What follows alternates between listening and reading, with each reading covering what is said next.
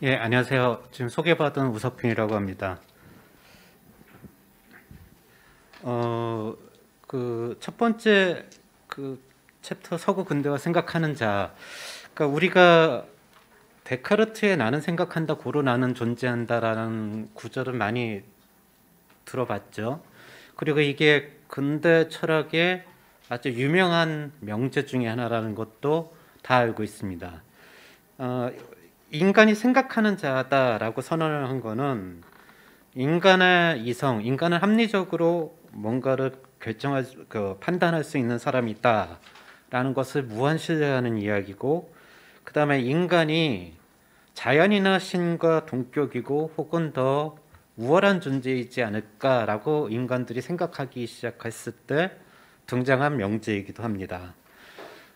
서구인들의 이런 1637년 이 무렵에 나는 생각한다, 고로 나는 존재한다라고 선언할 수 있었던 이런 데카르트류의 사고방식에 대해서 우리가 이걸 자신감이라고 좋게 평가를 해야 될지, 아니면 정신승리라고 비웃어야 될지, 아니면 오만함이라고 비판을 해야 될지 많은 생각을 하게 됩니다. 그러니까 적어도 이 무렵에는 그 오스만 티르크 제국, 그러니까 천년 제국이었던 동로마 제국, 즉 비잔틴 제국을 1453년에 무너뜨리고 등장해가지고 유럽의 동쪽의 위치에서 뭐 유럽 사람들을 위협하고 있던 이 오스만 티르크 제국이 버젓이 존재하고 있던, 강건하게 존재하고 있던 시절이고, 그다음에 마테오 리치 같은 경우는 16세기 말 17세기 초 그 무렵 마카오에서 중국 관리들한테 제발 좀 중국 본토 좀 들어가서 포교 좀 해달라고 매년 구걸하다시피 애원하다시피 해야 됐던 그 순간이고, 그다음에 마테오 리치 같이 이렇게 동양에 파견된 예수의 신부들이 올린 보고서가 한 17세기 초부터 유럽 대중들한테 소개가 되기 시작을 하면서 유럽 사람들이 중국 대단한 나라구나라고 이렇게 인식하기 시작을 했다고. 그다음에 18세기의 계몽주의자들 중에서 뭐 볼테르 같은 사람은 13세기 원나라에서 나온 중국 고아라는 것을 조시 고아라는 희곡을 각색을 해서 중국 고아라는 작품을 쓰면서 동시대 계몽주의자들과 더불어서 유럽이 중국에 비해 야만적이지 않냐라고 의논들을 하기 시작을 했습니다. 특히 그 당시에 문명 야만의 어떤 이분법적 대응에 두 가지의 함의가 있었는데, 하나는 우리가 너무나 익숙한 유럽은 문명권이고 나머지 지역들은 야만 지역이다, 이렇게 생각하는 게 있었고, 또 하나는 계몽주의자들, 우리들은 문명인인데 우리들이 왜 그 왕정 체제 하에서 그 전제 정치를 삼는 왕전 정치 같은 야만적인 제도에 그 밑에서 살아야 되느냐, 이렇게 내부 문명 야만의 또 가지고 있었던 그런 시대입니다. 어쨌든 그 과정에서 중국은 공자 뭐 또 언급하고 중국 유교 사상 같은 거 언급하면서 중국은 문명 국가, 문명 정치 체제를 갖췄는데 사실은 그렇진 않지만요. 중국은 문명 정치 체제를 갖췄는데 왜 우리는 그러냐, 이렇게 얘기를 했습니다. 그리고 이제 뭐 18세기의 오리엔탈 르네상스라고 해서 동양에 대한 어떤 관심이 크게 고조되었던 상황이었었고요. 이런 상황에서 유럽 사람들이 우리는 이성을 가진 존재다라고 그렇게 자신감 있게 얘기할 수 있다는 건 굉장히 뜻밖의 일이라고 생각을 합니다. 그다음에 그럼 서구가 언제 확고한 우위를 가지게 됐냐 했을 때, 뭐 최소한 그래도 아편 전쟁 때 영국이 승리를 하고 청나라가 사실은 종효랑에 불과했구나라고 이제 인식을 했던 그 시점부터 해가지고 1884년부터 85년 사이에 베를린의 세계 열강이 모여서 아프리카, 오늘날 우리가 알고 있는 그 아프리카 국경선을 나눴을 때, 그러니까 요 사이에 되면은 유럽이 확고한 그 우위를 점하기 시작을 했고, 자기네들 자부심을 가질 만하다라고 인정해 줄 만한 한 시기고, 그 자신감의 가장 중요한 증거 중에 하나가 마르크스의 공산당 선언입니다. 이건 뭐 이념과 관련해서 주로 많이 언급되기는 하지만 신대륙 발견부터 시작을 해가지고 쭉 서구의 근대를 순간순간 근대 발전상을 짚으면서 세계 시장이 형성이 됐고, 그다음에 유럽이 그 주인이 되고 특히 유럽 부르주아지가 그 주인이 됐다라고 이렇게 선언하고 있는 거죠. 그러니까 이 정도 19세기 정도 되면 유럽 우월감 느낄만 해라고 인정할 수 있다는 거죠. 그러면은 이제 그럼 그러니까 좀 전에 봤었던 장면들은 유럽 사람들이 물질적으로, 경제적으로, 군사적으로, 정치적으로 그렇게 자기네들이 파워를 인식할 수 있었던 물적인 토대가 완성이 된 거고, 그러면은 사람들이 인식 수준, 우리가 정말 우월하다라고 그 인식 수준까지 바뀌게 된 그 순간도 뭐 적어도 19세기가 되면은 서부 사람들이 물적 토대로서도 다른 지역보다 우월하고 그 자신감 인식 체계도, 그러니까 서구 사람들 스스로 우리는 우월하다라는 그런 인식을 가질 만한 그 공통된 그 인식도 19세기 가면은 포착할 수 있다라고 봐집니다. 그래서 그 월러스틴은 이거를 이제 지문화 이렇게 표현을 하죠. 그래서 서구가 세계 체제의 지경학적 중심, 지정학적 중심일 뿐만 아니라 문화적으로도 중심인 그런 위치에 있다는 것을 선언한 게 이제 월러스틴이고, 여기에 이제 프랑스 혁명이 굉장히 중요한 역할을 합니다. 영국의 산업혁명은 물론 물적 토대를 구축하는데 중요한 역할을 한 거고, 프랑스 혁명이 왜 중요했냐면은 아까 말씀드린 내부 야만의 우리가 여전히 야만적인 전제 정치 하에서 살고 있구나라고 그 내부 야만론을 주장했었던 계몽주의자들의 그 비판적 의식이 프랑스 혁명을 통해서 성공을 했고, 이제 그 내부 야만이라는 개념이 없어지던 그 계기를 마련해 준 게 이제 프랑스 혁명이었습니다. 그래서 뭐 그 프랑스 혁명 후에 이제 이집트 혁명, 그러니까 이집트 원정대가 떠날 때 나폴레옹이 그렇게 연설을 했다고 합니다. 문명의 빛을 이집트에 전하라. 그러니까 완전히 우리가 문명권이다라는 인식까지 이때가 되면은 확보를 했다는 거죠. 자, 그러는데 그 시점이 바로 그 오리엔탈리즘이 발생하던 시절이기도 합니다. 뭐 에드워드 사이드가 말하는 오리엔탈리즘 그겁니다. 오리엔탈리즘이 발생을 해서 이제 서양 사람들이 동양 사람들에 대한 깔보는 거, 그냥 자민족 중심주의 수준의, 그러니까 어디나 다 어느 지역이나 다 우리가 중요한 사람이고 뭐 우리가 뭐 세계에서 뭐 중요한 역할을 하고 이런 식의 일종의 그 자신감 같은 거는 다들 갖고 있는 법이죠. 근데 그걸 넘어서, 그런 자민족 중심 수준 넘어서 우리가 세계를 지배하고 우리가 제대로 가르쳐야 되라고 하면서 그 인식 수준의 서구 중심주의까지 가게 된 그 배경이 이제 오리엔탈리즘인데, 근데 이제 이런 변화들, 이런 인식 수준이 이제 18세기 말 19세기 초부터 있었다고 그러는데, 아까 제가 말씀드렸던 물적 토대의 면에서는 19세, 그러니까 아편 전쟁 정도 돼야 확고한 우위를 얘기할 수 있는데, 물적 토대 이전에 자신감이 먼저였다라고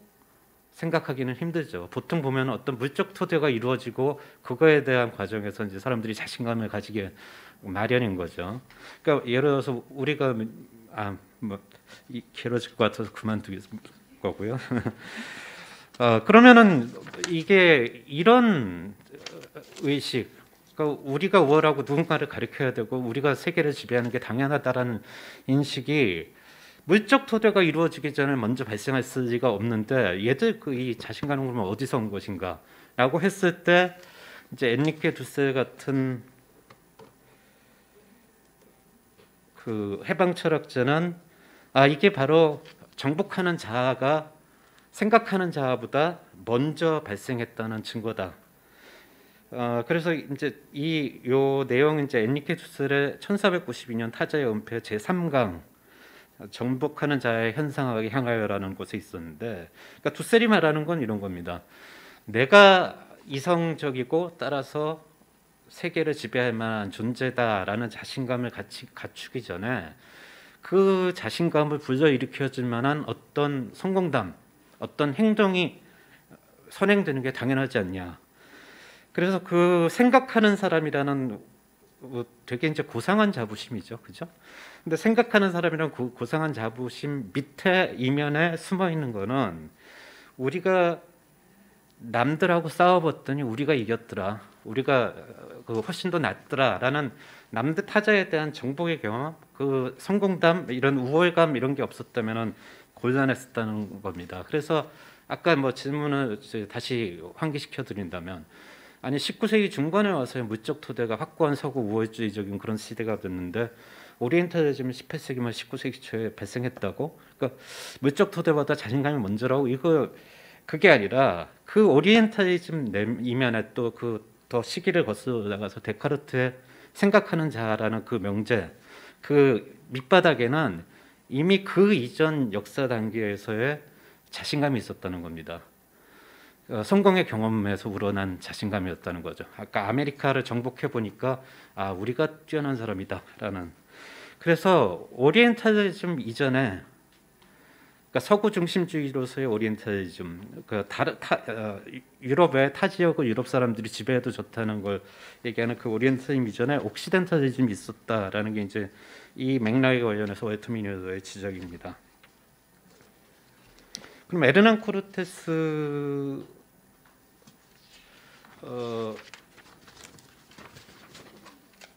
정복 계획은, 에르난 코르테스를 이제 에니케 두셀은 에르난 코르테스를 정복하는 자의 대표적인 사례로 이렇게 꼽고 있습니다.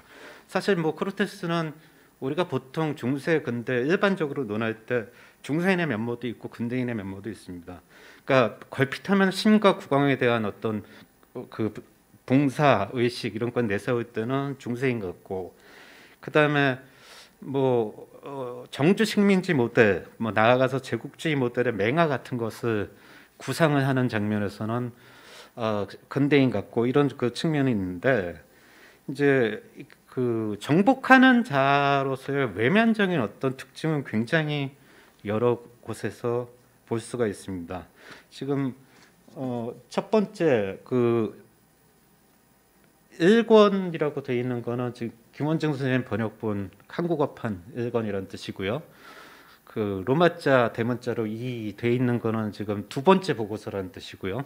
그다음에 페이지는 1권은 이제 117페이지라는 뜻인데, 여기 그 뭐 한 10만 명한테 포위된 상황에서도 그 통촉문을 읽었다. 그러니까 이 전쟁의 정당함 같은 거를 그 선포하는 그런 요식 행위를 거쳤다라는 그런 장면도 있고, 그다음에 이제 그 자연에 대한 소유욕 혹은 자연에 대한 정복욕 같은 거를 볼 수 있는 그런 모습이 언뜻 있어요. 뭐 이 지역이 굉장히 아름답다. 뭐 이 지역이 굉장히 스페인보다 뭐 스페인과 비슷하다 혹은 더 나은 경우도 있다. 뭐 이런 장면들이 있는데, 이건 뒤에 18세기 말 19세기 초에 풍경화 같은 것을 그 사람들이 많이 그 소비하기 시작할 때 그런 모습하고 언뜻 비슷해 보이는데, 그 곧이어서 뭐 잠깐 생각하다가 에르난 코르테스는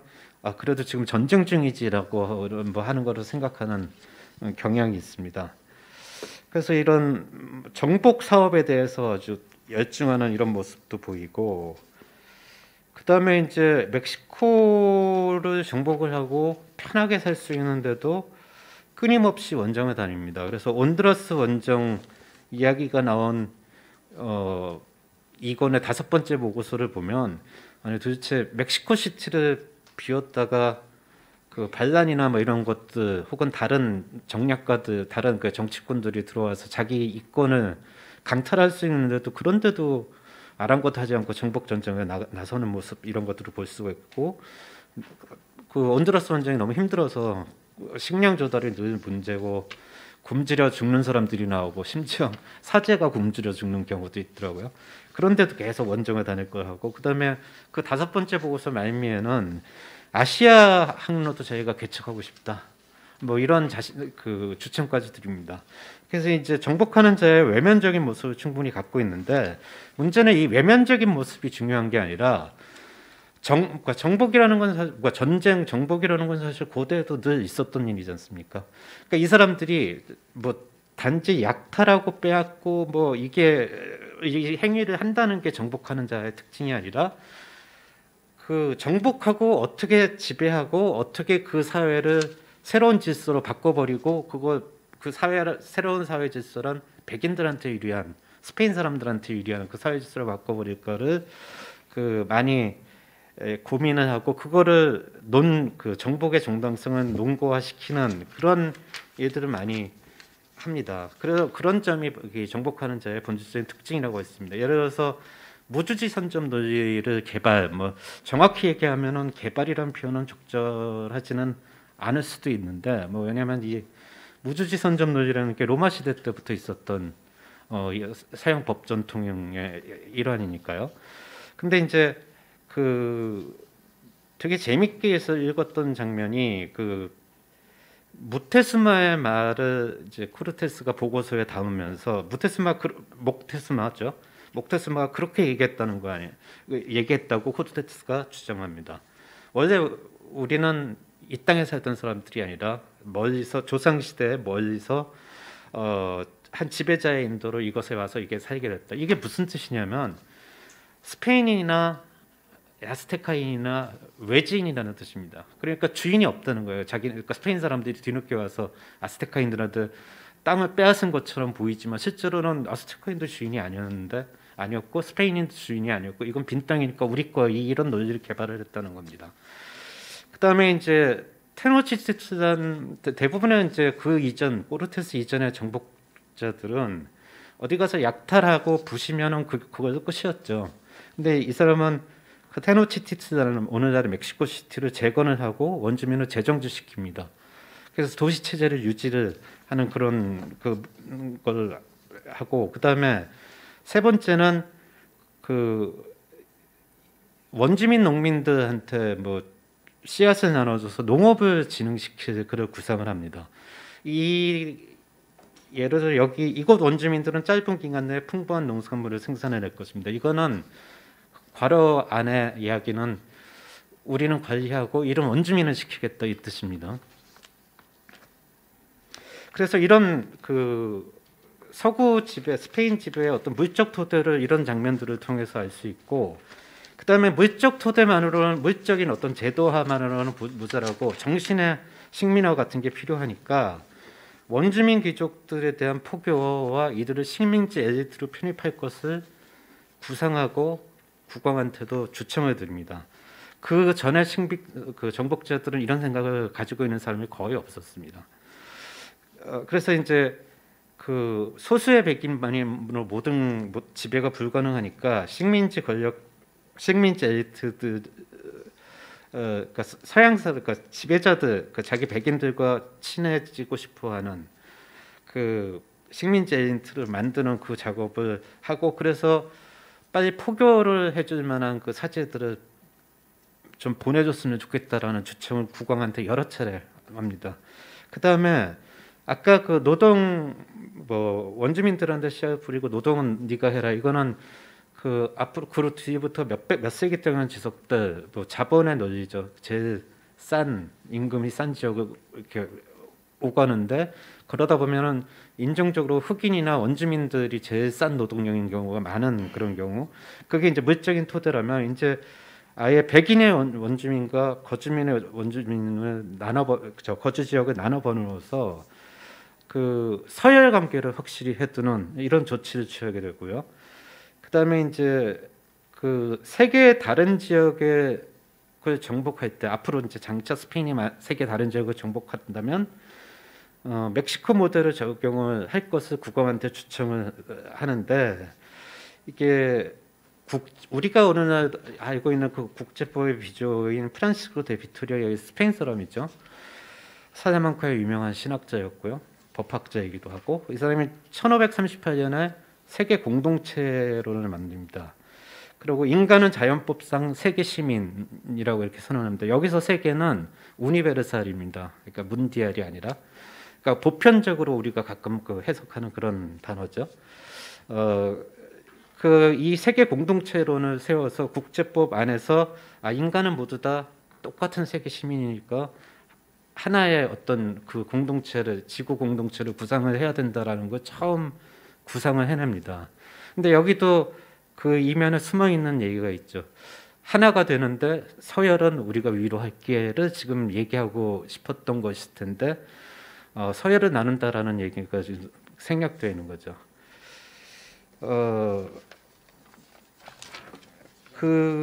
예, 저도 다 끝나가요. 제가 이제 여기서 더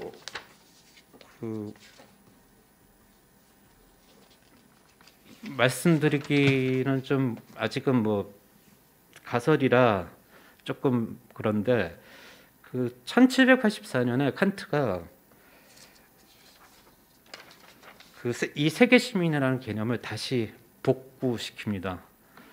그다음에 거기에 물론 세계 시민이 코스모폴리턴이라는 용어로 표현이 되기도 하고 유니버셜이라는 용어로 또 설명이 되기도 하고, 그러니까 여러 가지 우리가 흔히 접하는 보편적 세계적 이런 단어들을 이게 복구시키는데 칸트의 개념이 나중에 국제연맹 국제연합의 어떤 이론적인 토대로 큰 줄기로 하나 들어오거든요.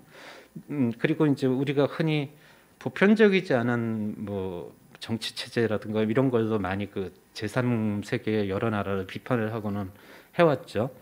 근데 그 논리가 칸트에서 비롯된 게 아니라 이 프란시스코 데 비토리아에서 비롯돼서 여러 가지 변형 과정을 거쳐서 칸트에 의해서 완성됐다라고 봐야 될 거고, 이면에는 역시 옥시덴탈리즘이 먼저였고 그다음에 오리엔탈리즘으로 다시 서구의 우위를 재확인하는 과정이 있었다고 봐집니다. 그래서 에르난 코르테스가 정복하는 자로서의 대표적인 어떤 특징을 갖고 있었고, 우리가 생각하는 것보다 훨씬 더 세계의 역사 혹은 철학사에서 가지고 있는 의미가 클 수가 있다라고 말씀드리고 싶습니다. 이상입니다.